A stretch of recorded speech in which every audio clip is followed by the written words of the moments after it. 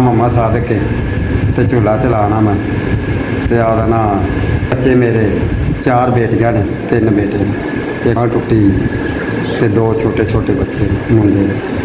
वो ही नहीं पूरा होंदा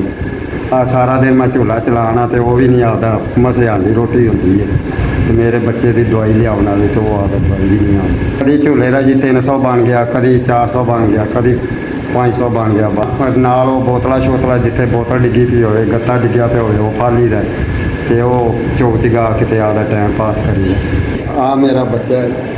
इहदी बांह टुटी है काम तो डिग्गा सी ते बांह टुट गई होंगी महीना हो गया वो इलाज कोलों बैठे हैं वो काम ते नहीं जा रहे बेचारा की काम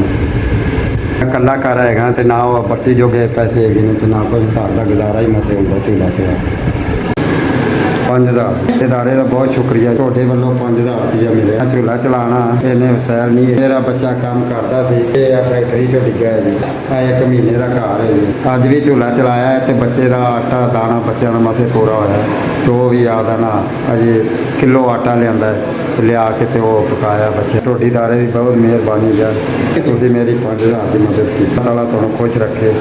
अल्लाह ਤੁਹਾਡੇ इदारे का भला होवे तुसी 5000 की मदद की तुहानू नहीं पता 5000 ਦੀ ਬਹੁਤ ਵੱਡੀ ਗੱਲ ਹੈ इदारे का बहुत शुक्रिया जी मेरी पट्टी वास्ते तो साढ़े घर के हालात पे कि मैंने 5000 रुपया दिता बहुत शुक्रिया तुहाडा।